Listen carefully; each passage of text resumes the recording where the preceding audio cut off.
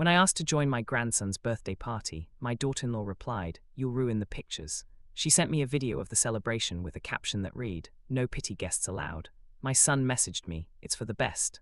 But she didn't know what I had mailed that same morning would arrive just as the party was wrapping up. And I used to believe that family, no matter how complicated, always found its way back to something gentle. Not perfect, not easy, but gentle. My name is Harold Bennett. I'm 68 years old, a retired civil engineer, and for most of my life I built things meant to last. Bridges, foundations, structures that could withstand pressure without cracking. I used to think I understood how stability worked.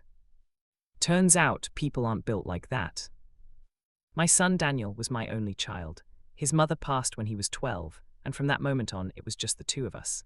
I raised him the only way I knew how: steady routines, honest conversations, and quiet sacrifices he never really saw.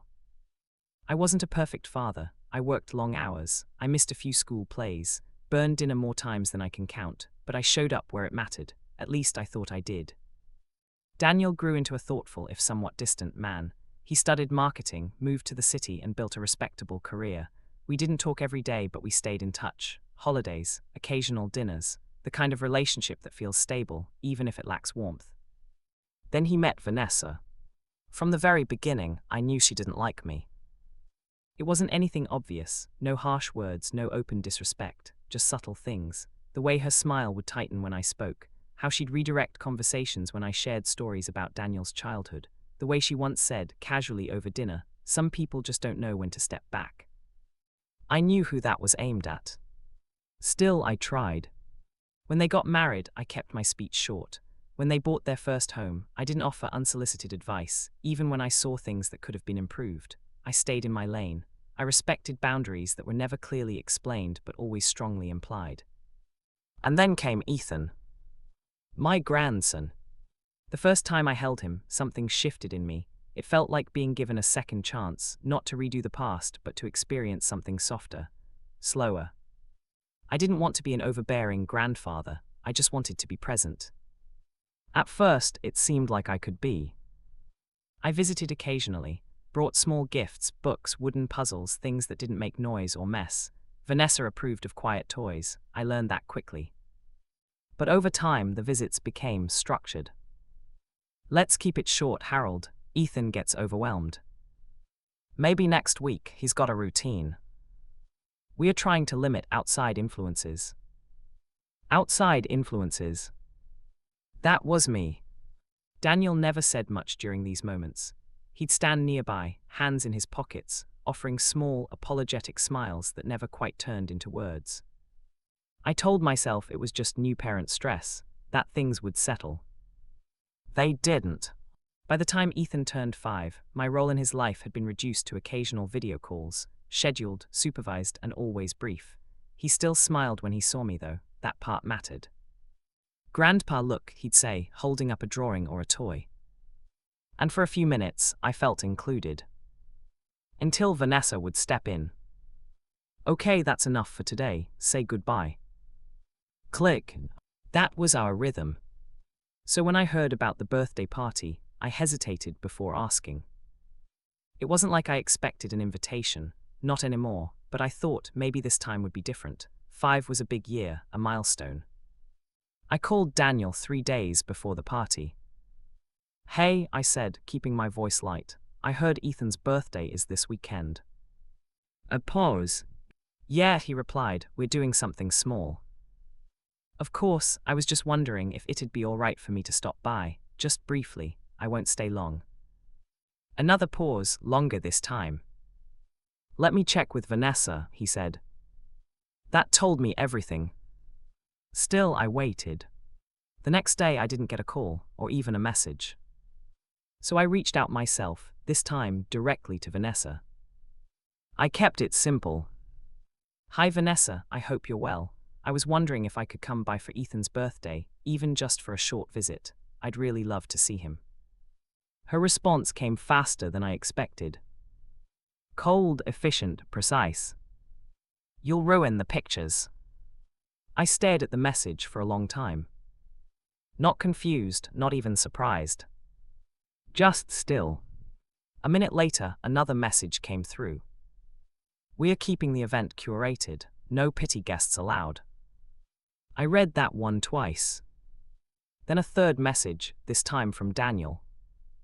It's for the best, Dad. That was it. No explanation, no softening, just a quiet agreement with her words. I set my phone down and sat there in the silence of my living room, the afternoon light stretching across the floor. For a moment, I considered responding.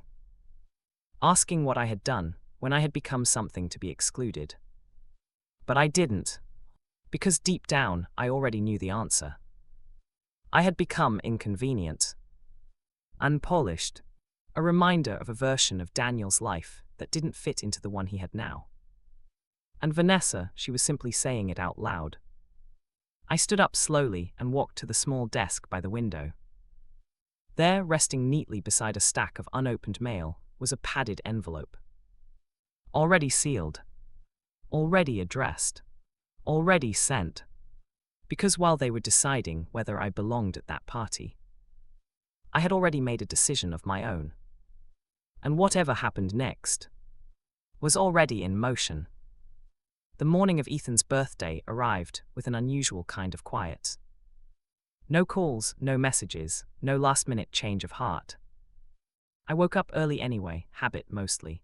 Years of work had trained my body to rise with purpose, even when there wasn't much waiting for me on the other side of the day. I made coffee, the same way I always did, 2 scoops, no sugar, and stood by the kitchen window as the kettle clicked softly behind me. It was a clear morning, the kind that felt almost staged. Bright sky, still air, the sort of day people choose for backyard parties and curated photographs. I imagined the setup without needing to see it. Vanessa had always been particular about aesthetics, neutral tones, coordinated decorations, nothing too loud, nothing too chaotic. Even a child's birthday in her world had to look like it belonged in a magazine spread. I pictured Ethan in the center of it all, probably wearing something carefully selected, something that matched the theme, smiling on cue, holding still just long enough for the camera. And for a moment, I wondered if he'd ask about me. Not out loud, maybe just a quiet thought. We're grandpa. But children adapt quickly, especially when they're guided to. I didn't let myself sit with that thought for too long. Instead, I turned to the one thing I could control. The envelope. I had mailed it early that morning, first thing after the post office opened. I didn't rush it. I didn't hesitate either.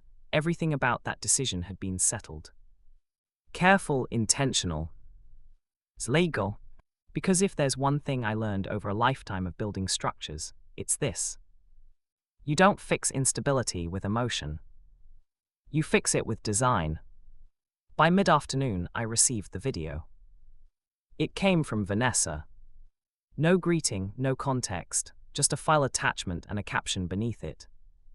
No pity guests allowed. I opened it without reacting. The video was just over a minute long, professionally edited, of course it was. Soft music played in the background, light piano, the kind people use to make ordinary moments feel meaningful. The camera moved smoothly across their backyard. Everything looked exactly as I had imagined. Muted decorations, a long table with neatly arranged snacks, balloons in soft blues and creams. Even the cake matched, simple, elegant, almost too refined for a 5-year-old. And there was Ethan, standing in the center, smiling, but it wasn't the kind of smile I remembered from our calls. This one looked practiced, held in place just a second too long. Vanessa appeared briefly in the frame, laughing lightly, adjusting something on the table, getting Ethan's shoulders so he faced the camera just right. Daniel stood off to the side, watching, not unhappy, not exactly. Just present. Like a man who had accepted the version of things in front of him without questioning how they got there. The video cut between moments, cake, candles, a small group of guests I didn't recognize. No family, no extended relatives. Just carefully selected people who fit the image. At the very end, there was a shot of Ethan blowing out the candles. Everyone clapped. Vanessa leaned in, kissed his cheek, and said something I couldn't quite hear over the music. Then the video ended. I stared at the screen for a few seconds longer than necessary. Not because it hurt, but because it confirmed something I had been slowly realizing for years. This wasn't about space, or boundaries, or even misunderstanding. This was removal. Deliberate, gradual, complete. And they had reached the final step. A few minutes later, my phone buzzed again. Daniel. I considered ignoring it. But I answered. Hey, he said. His voice sounded careful. I saw the video, I replied calmly. A pause. Yeah, Vanessa just wanted to send a message, I finished. Another pause, longer this time. Dad, it's just, things are easier this way. Easier. That word again. For who? I asked. He exhaled quietly. You don't understand how things work now. Vanessa has a certain standard, a way she wants things presented. It's not personal. Not personal. I almost smiled at that. When did I become something that needed to be managed? I asked. You didn't, he said quickly. It's just look, you've always been a bit rough around the edges. And Vanessa, she notices things. People notice things. People. Or just her. I didn't press. Because this wasn't a conversation anymore. It was a justification. And I had no interest in arguing with something that had already been decided. I see, I said simply. I didn't want it to be like this, he added. That was the closest thing to honesty he'd offered. But it is, I replied. He didn't respond. Neither did I. After a few seconds, the line went quiet. I set my phone down again, just like I had the night before. Same spot, same silence. But something had shifted. Not outwardly. There was no dramatic realization, no surge of anger. Just clarity. The kind that settles in slowly, like dust after something collapses. They had made their position clear. And more importantly, they believed they were safe in it. That there would be no consequences. No response beyond quiet acceptance. That I would simply fade into the background, exactly as they had designed. What they didn't know, what they couldn't have known, was that the envelope I mailed that morning was never meant to start something. It was meant to finish it. Because inside that envelope wasn't anger. It wasn't a letter. And it certainly wasn't a plea. It was documentation. Carefully compiled. Legally structured. And timed with precision. By the time their guests were finishing cake. And Vanessa was reviewing her curated footage. And Daniel was convincing himself that everything was for the best. That envelope was already moving through the system. Closer with every passing minute. To a destination neither of them had considered. And when it arrived, it wouldn't ask for permission. By the time Vanessa had tucked Ethan into bed that evening, the last of the curated party guests had left, leaving behind a yard as pristine as a showroom. The world outside had quietly shifted in a way she couldn't see. The envelope I had mailed that morning arrived at its destination just as the party wound down. I had timed it deliberately, not by guesswork but by precision. I had tracked postal schedules for weeks.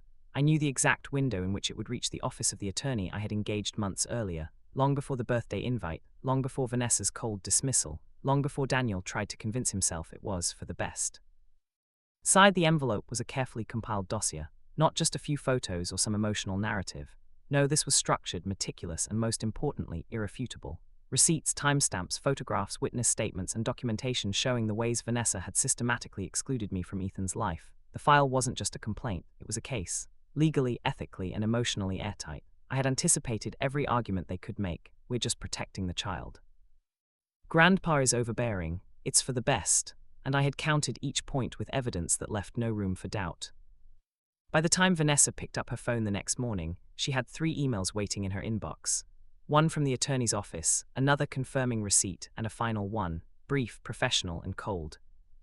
Your behavior has been noted. Expect a formal request for mediation regarding visitation and inclusion rights. Legal documentation attached. Vanessa blinked, read it again, then stared at Daniel as though searching for some explanation he couldn't provide. The curated control she so carefully maintained in her home, in the way she presented her family to the world, suddenly felt fragile, vulnerable, subject to forces she had never considered: law, logic, and proof. Daniel, predictably, reacted with a mixture of shock and denial. "Harold, this is unnecessary. You didn't have to." "I didn't have to," I interrupted gently but firmly. "You didn't have to send me a video captioned, 'No pity guests allowed.' You didn't have to tell me it was for the best. You didn't have to pretend I'm an inconvenience in my own grandson's life." His shoulders slumped, the way they always did when confronted with a truth he couldn't spin. Vanessa remained silent, lips tight, color creeping up her neck. She had underestimated the persistence of someone she thought powerless, someone she assumed would quietly retreat. She hadn't counted on me. The fallout was immediate. The attorney's office requested a meeting, and the first conversation left Vanessa furious and defensive. "This is absurd," she argued, packing in front of the lawyer's desk. "He's trying to manipulate us. He's. "Sir," the attorney interrupted calmly, "you have documentation showing repeated exclusion from visitation, with supporting evidence of communication. Your client has acted within their legal rights to file this complaint. This is not manipulation. This is fact." Vanessa stared, mouth slightly open, as the words sank in. I didn't think he'd. She trailed off, unable to complete the sentence. It had never occurred to her that her rigid control and curated perfection could be challenged not with emotion, but with reason, precision, and legality. Daniel tried to mediate, tried to smooth things over, but he was too late. The attorney's attention was now fully on the evidence. I had anticipated the questions Vanessa might ask, the excuses she might offer, the arguments she might attempt. Each of her defenses had already been countered, step by step. By the time the first formal mediation session began, she had no ground to stand on. Meanwhile, the video she had sent me, the one captioned with "No pity guests allowed," had inadvertently sealed her own undoing. Every timestamp, every carefully staged scene became a mirror of her exclusion. It wasn't malicious, it wasn't even intentional sabotage, but in that video there was proof that she had deliberately orchestrated my absence. And the attorney, trained to read between the lines, recognized it immediately. I didn't attend the mediation in person. I didn't need to. My role had been executed quietly, invisibly, like the envelope itself, subtle, precise, and unstoppable. I trusted the law and the system to do what I had set in motion. My presence wasn't necessary. My evidence was the hammer. The legal process would be the lever. By that evening, I sat in my home, sipping tea, listening to the quiet hum of a world that seemed unchanged. Yet it had shifted irrevocably.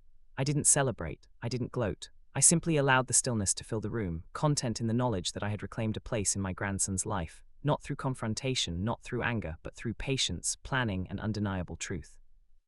Vanessa, meanwhile, spent the evening in near panic. Her curated world had cracked in ways she hadn't anticipated. Her perfect images, her control over perception, and her careful exclusion had all become evidence against her. The very thing she had tried to preserve, the flawless image of a family birthday, was now the reason she had to answer, formally and publicly, for her actions. And in that quiet, ordinary evening, I realized something. Revenge, when executed with patience and precision, doesn't have to be loud. It doesn't need fireworks, yelling, or dramatic confrontations. It simply needs timing, preparation, and the confidence to let the inevitable unfold. Vanessa didn't see me, Daniel didn't understand, but my presence, the one they had denied, was now undeniable in ways neither of them could erase. In the days following the mediation request, I felt a strange mixture of calm and anticipation. It was not the adrenaline of confrontation, nor the rush of vindication, but something subtler, the quiet clarity that comes from knowing you have acted with precision, that justice is a process, not an emotion, and that you are no longer powerless in the very place you once were kept at arm's length. For years, I had lived quietly, accepting small indignities as part of the natural order, the polite but deliberate exclusion from milestones, the minimized visits, the whispered justifications of convenience. I accepted them because confrontation had always seemed messy, awkward, and beneath me. I told myself that as long as Ethan remembered me, it was enough, that I could be patient, that the world didn't need me to fight every small injustice. But patience, I realized, is not passive. It is strategic. It is observation, preparation, and timing, and patience had its reward. When Vanessa and Daniel thought I had faded into the background, I was quietly collecting evidence, consulting legal expertise, and designing a methodical approach to reclaim what was rightfully mine, my relationship with my grandson. It wasn't about punishing them exactly. It was about establishing boundaries they had consistently ignored, asserting presence they had denied, and ensuring that exclusion was no longer an option. The awakening for me wasn't just legal, it was personal. I rediscovered a sense of agency I had forgotten existed. It was as though decades of engineering, the discipline of building structures that withstand stress, had prepared me perfectly for this moment. Life had given me the blueprint of patience, and now I was constructing a future in which I could no longer be ignored. Every morning I reviewed my notes, the videos, the emails, the subtle signs of exclusion, the messages that conveyed thinly veiled contempt. I organized them meticulously, cross-referencing dates and events. Every denial of my presence became a documented point in a carefully assembled case. It was methodical, deliberate, and unmistakable. I also began reflecting on my relationship with Daniel, not with anger, but with understanding. I realized that his reluctance to defend me wasn't born from malice. He was caught in the middle of a life carefully curated by Vanessa, navigating loyalties and expectations he didn't know how to question. I wasn't mad at him, I was strategic. He was a variable I didn't control, but I anticipated his reactions, accounted for his hesitations, and planned my actions around them. Perhaps the most important part of the awakening was recognizing my grandson, not just the boy who smiled politely at a camera, but the child who had genuinely loved me, who remembered story time, who had held my hand when he was scared. That memory became my North Star. I realized that reclaiming access wasn't about confrontation or punishment. It was about ensuring that Ethan's childhood included me, not a curated, sanitized version of a grandfather shaped by someone else's preferences. This realization shifted everything. It wasn't enough to wait quietly, to wish things were different. Waiting had to be active. Waiting had to involve strategy, precision, and timing. Just as a bridge needs a foundation before it can hold weight, my efforts needed careful preparation before they could bear fruit. I began imagining the moments I wanted to restore, reading bedtime stories to Ethan, helping him build forts in the living room, laughing at jokes only we understood, quietly teaching him patience and observation. But I also imagined the mechanisms to make it happen. Legal rights established, communication protocols formalized, boundaries defined in such a way that Vanessa could no longer manipulate access without consequences. It was an awakening in layers. First, the emotional, realizing that I had been stronger than I believed, that my patience had always been a form of quiet resistance. Second, the strategic, understanding how to take deliberate steps that would guarantee inclusion rather than hope for it. Third, the moral, recognizing that justice need not be vengeful or vindictive, it could be patient, precise, and inevitable. For the first time in years, I felt a sense of power that was not loud, not brash, but unshakable. I was no longer at the mercy of someone else's judgment. I was no longer the passive observer of my own life and my grandson's milestones. I had awakened to a new reality, one in which absence was no longer permanent, exclusion no longer absolute, and patience no longer passive. And as I sipped my evening tea, watching the sun set across the quiet street outside my home, I realized something else. The real power of this awakening was that it required no theatrics, no confrontation, no public spectacle. Everything could unfold invisibly, precisely, legally. By the time anyone realized what had happened, the outcome would be complete, and I would have achieved what I had long sought: presence, influence, and acknowledgement, not through rage, but through the inevitability of planning and timing. I leaned back in my chair, feeling the weight of years of exclusion lift just slightly. I was ready for the next steps. The moment of execution, the carefully orchestrated, inevitable reclaiming of my place in Ethan's life, was approaching. And in that calm, deliberate moment, I smiled to myself, knowing that what came next would be both unavoidable and completely justified. The execution of my plan was nothing like the dramatic confrontations you see in movies. No shouting, no grandstanding. It was slow, deliberate, and precise, like a machine operating perfectly according to its design. Every move had been anticipated, every variable accounted for, and every consequence carefully calculated. By this point, Vanessa and Daniel believed they were in control, that the curated world they had built around Ethan was untouchable. That overconfidence would be their undoing. I began with the attorney. I had already sent the envelope, but the next step was to ensure that my evidence couldn't be dismissed. I scheduled a formal meeting for early the following week. The attorney would review everything: texts, videos, timestamps, emails, photographs of birthdays past, evidence of exclusion from family events, and more. I had made sure that each piece was independently verifiable. No guesswork, no emotion-driven narratives, cold, hard proof. The attorney assured me that once the case was submitted, mediation and formal visitation rights would be initiated. The system was a machine, and I had fed it perfect fuel. But while the legal mechanism was running, I needed subtle pressure at home. I began sending small, innocuous messages to Daniel. Here's a story Ethan might like for bedtime, or I picked up a puzzle I thought he'd enjoy, can I drop it off? They appeared harmless, polite, even affectionate, but they served a dual purpose. They reminded them subtly that I existed, that my presence could be a normal, enriching part of Ethan's life, and that my absence was a choice, not a necessity. Vanessa, naturally, saw these messages and frowned. They weren't confrontational, but they annoyed her because they chipped away at the illusion of total control. Next came a calculated alignment of timing. I knew when the legal paperwork would hit their mailbox. I knew when the mediation office would call them. And I knew the exact window when Vanessa would likely be reviewing party photos, pleased with the perfection of her curated day. It had to be flawless, because timing is everything in revenge that seeks satisfaction without spectacle. The moment of impact had to hit when their defenses were at their weakest, when pride and smug certainty would make them underestimate the inevitability of what was coming. Then came the delivery of my physical presence. I arranged to drop off the first gift for Ethan since his birthday, an unassuming package, nothing showy, but with personal touches only a grandfather could provide. A handwritten note, a small wooden toy crafted in a style I had made for Daniel when he was a boy. The package arrived at precisely the same moment the legal notice landed in their mailbox. Vanessa opened the door, saw the gift, and instinctively bristled. She didn't realize yet that the package itself was part of the proof, the evidence that I was engaged, thoughtful, and capable of maintaining a loving, structured presence in Ethan's life. She couldn't control it, could barely respond, and the timing was perfect. She was processing multiple proofs of my agency simultaneously. Over the next week, I coordinated small visits, carefully supervised, approved by the attorney to avoid any claims of overstepping boundaries. Each visit was unobtrusive, blending normalcy with subtle reminders, reading a story together, sharing a puzzle, helping Ethan build a Lego set. Each action was a deliberate assertion of normal, unthreatening presence. Every small smile, every quiet laugh between Ethan and me reinforced the undeniable fact I belonged in his life. Meanwhile, the legal system began its work. Mediation dates were set. Vanessa was forced to respond formally. Her carefully controlled narrative, her belief that I was an inconvenient, petty presence, was now documented, scrutinized, and legally relevant. Her dismissive messages became evidence of exclusion. Her curated images of Ethan's life, meant to convey perfection, now revealed a reality where I was deliberately omitted. Every attempt she had made to remove me became a tool in my favor.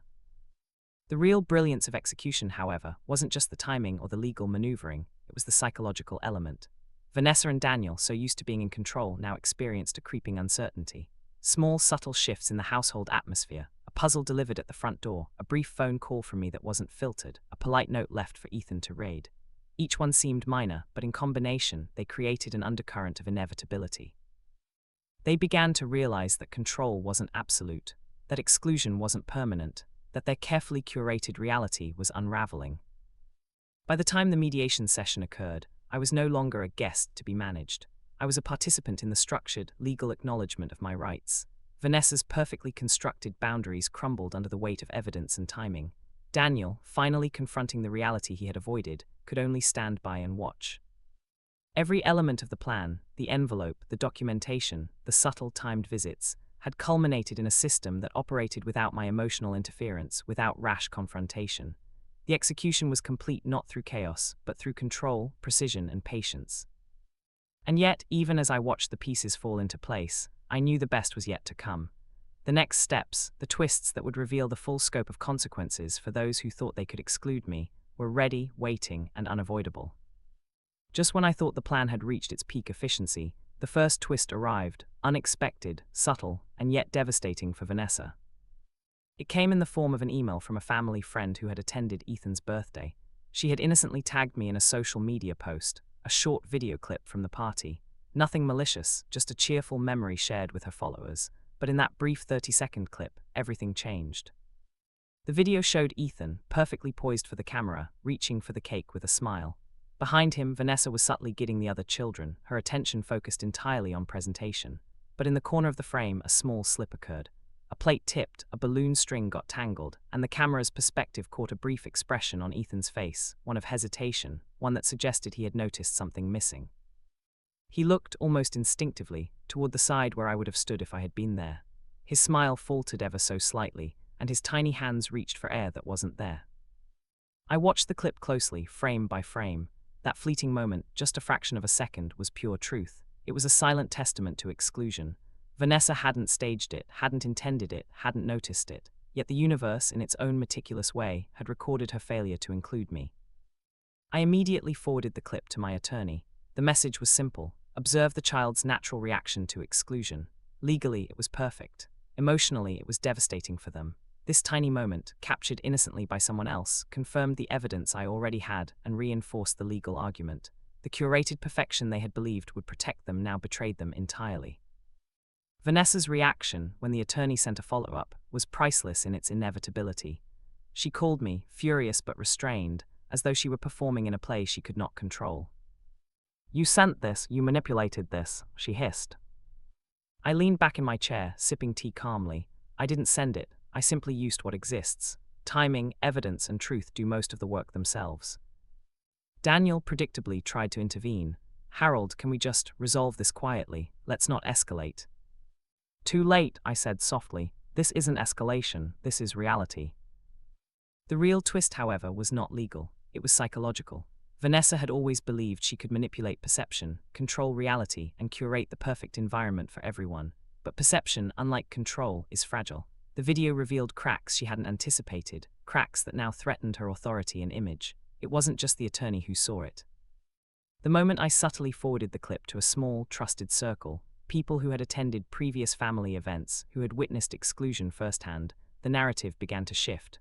Conversations started to happen, quietly at first. "Is Harold really being left out again? I thought he was supposed to be involved. That birthday video, something feels off." Suddenly, her carefully curated reality wasn't just questioned in court, it was being questioned socially.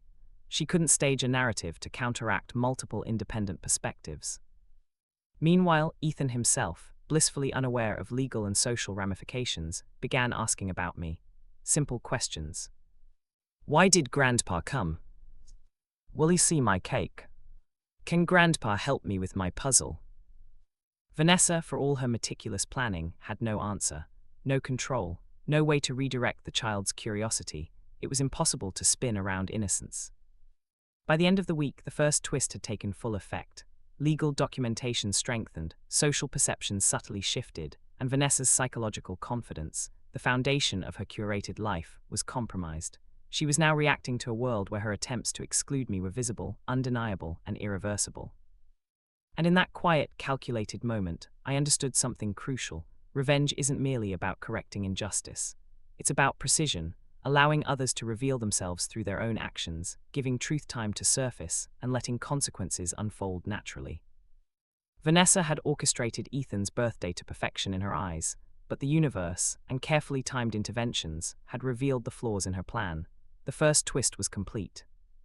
They had underestimated patience, they had underestimated precision, and now the real unraveling was just beginning. The turning point came quietly, almost imperceptibly, yet its effect was devastating.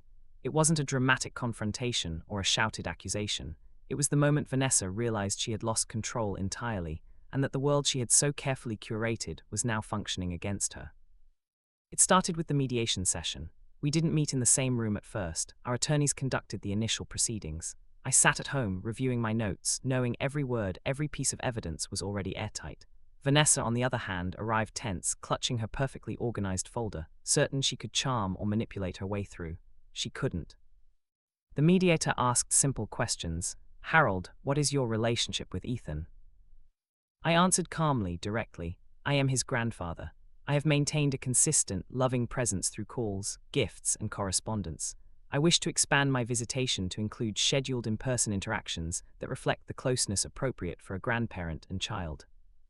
Then came the question that would shatter Vanessa's sense of security.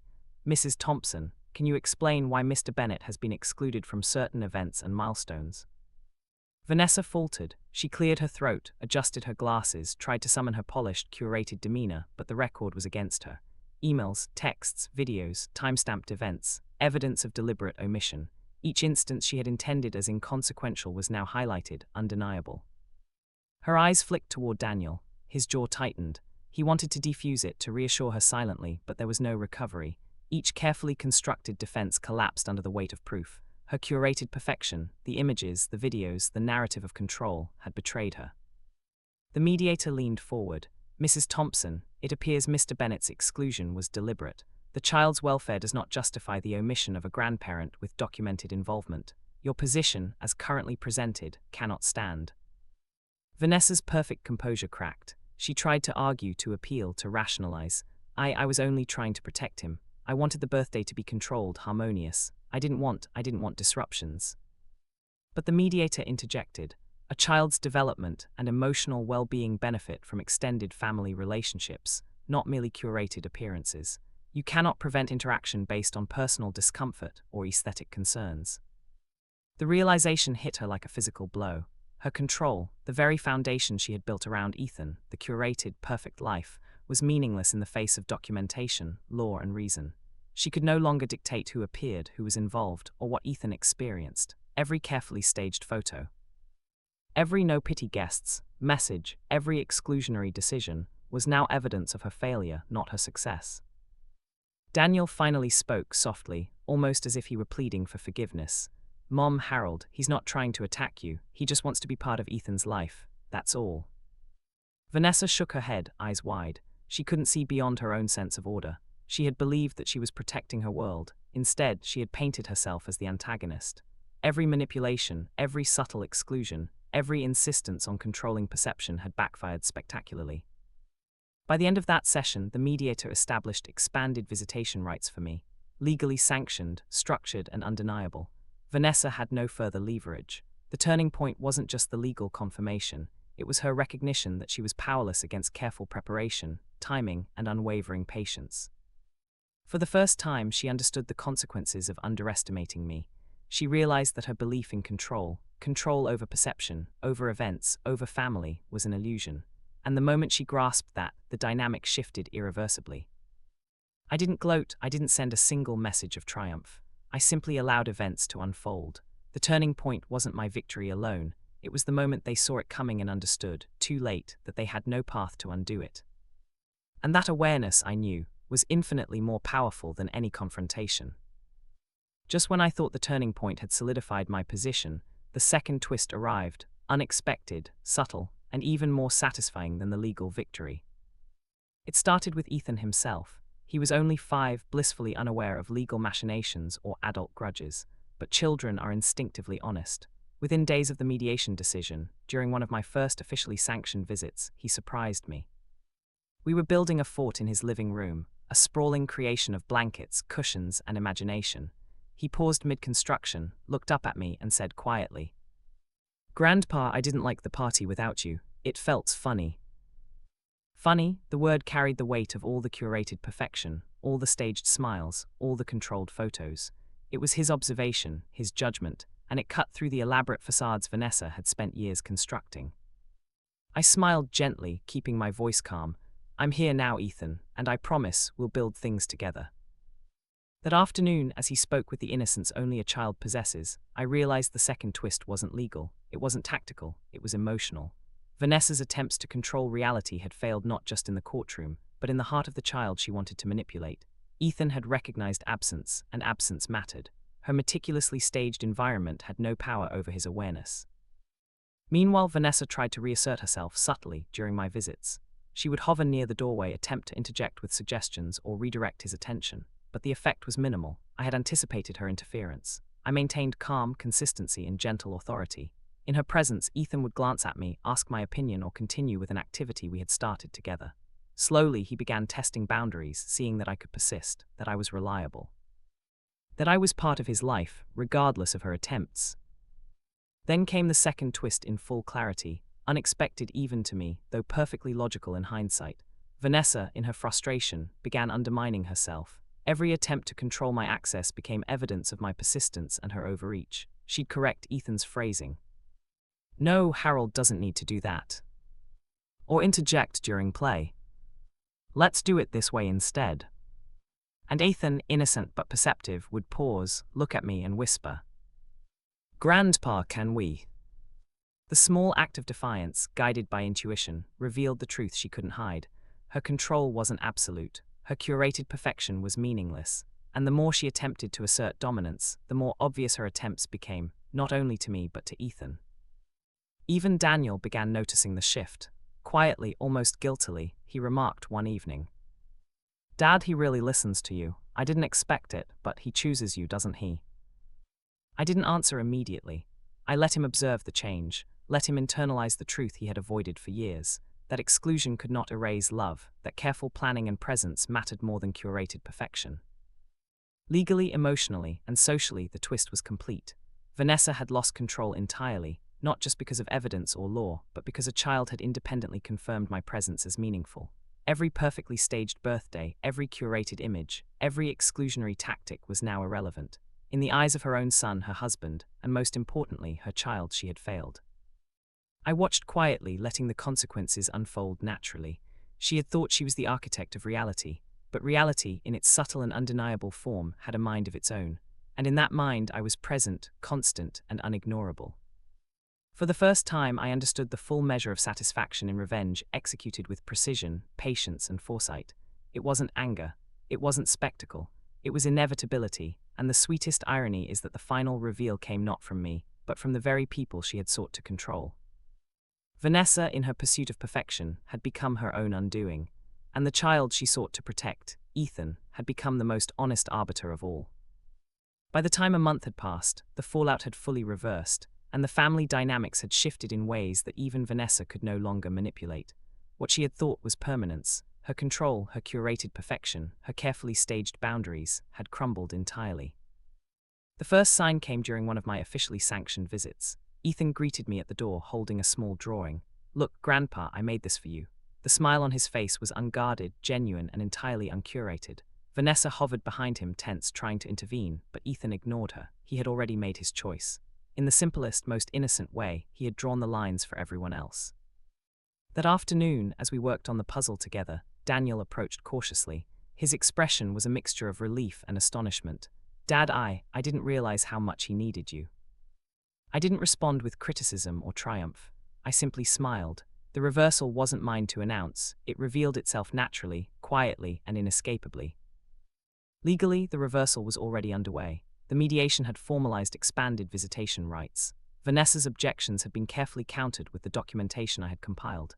Any attempt to restrict my access now would not only fail in court but further erode her credibility. Every text, every video, every message she had ever sent excluding me became a permanent record, proof of her failure to act in the child's best interests. Socially, the fallout was equally complete. Family, friends, and neighbors began noticing my presence. A casual remark here, a subtle comment there, highlighted the shift. People who had previously assumed my absence was voluntary now understood that I had been deliberately excluded. The narrative she had tried to control, "Grandpa is inconvenient, we're just protecting the child," was no longer accepted. The social perception had fully reversed. Where she had once appeared in control, she now seemed defensive, reactive, and most importantly, visibly wrong. Even Vanessa herself began to fracture. Her attempts to maintain authority were futile. When she tried to redirect Ethan during play, he would politely ignore her, returning instead to the activity we were engaged in together. When she attempted to insist on her way during bedtime routines, Ethan simply asked, "Grandpa, can we do it your way?" Her authority, once absolute, was undermined by innocence and consistency. The final nail in the reversal came subtly, in conversation. One evening, Daniel turned to me quietly, his voice heavy with emotion. "Dad, I never realized. I didn't understand what you were dealing with. I thought you were being difficult, or that this was just the way you were, but he chooses you. Ethan, he wants you, and I think I finally understand why." I didn't need to say anything. The shift was complete. Daniel's perspective had realigned. Vanessa's control had eroded. Ethan's affection was undeniable. The fallout was no longer about legal rights or carefully timed envelopes. It was about presence, influence, and truth. Every action Vanessa had taken to exclude me had only accelerated the reversal. Every curated smile, every pity-guessed message, every staged moment of perfection became evidence of her failure. By the end of the months, the household had reorganized itself around reality, not perception. I was present, Ethan was happy, Daniel understood. Vanessa, still meticulous and perfectionist, was forced to operate within boundaries she had once ignored or dismissed. Her authority was no longer absolute. It was checked by reason, law, and the undeniable bond between grandfather and grandson. The reversal was total. The very tools she had used to maintain control, perception, curated appearances, selective exclusion, had become the instruments of her undoing. She had underestimated patience, preparation, and precision. She had underestimated the quiet force of consistent presence and undeniable truth. For me, the reversal was quiet, calm, and deeply satisfying. There was no need for dramatic confrontation, no need for spectacle. Everything had unfolded naturally, logically, and irrevocably. The tables had turned completely. And in that quiet calm, I finally understood the beauty of calculated revenge. It doesn't need drama. It doesn't need rage. It simply needs timing, preparation, and inevitability. Weeks later, as I watched Ethan run across the backyard laughing freely while building a fort with pieces only we could understand, I realized something profound. The battle had never been loud. It had never been explosive. It had unfolded quietly, invisibly, and with perfect precision, like the structures I had spent my life designing. Vanessa watched from the doorway, her meticulously curated world unraveling in small, undeniable ways. She had tried to control, to manipulate, to remove me entirely. But reality, the truth of love, patience, and timing, was stronger than any curated illusion. She had underestimated the power of presence and planning, and in doing so she had handed me the ultimate victory. Not chaos, not spectacle, but the undeniable restoration of my place in my grandson's life. Daniel stood nearby, silent, observing the bond I now shared with his son. He no longer tried to explain or justify the past. He simply understood. The truth was self-evident. The quiet, deliberate patience I had exercised had reshaped the dynamics entirely. And in that serene, ordinary moment, no applause, no confrontation, just life continuing as it should, I smiled. Not out of triumph, but because justice, patient and precise, had arrived exactly as it was meant to. I had lost nothing, they had gained nothing, and yet in the simplest, most powerful way, everything had changed. I leaned back, watching Ethan's laughter echo across the yard, and whispered softly, almost to myself. You tried to erase me, but I was always the final frame. The universe had timed it perfectly, and for the first time in years, I felt completely whole.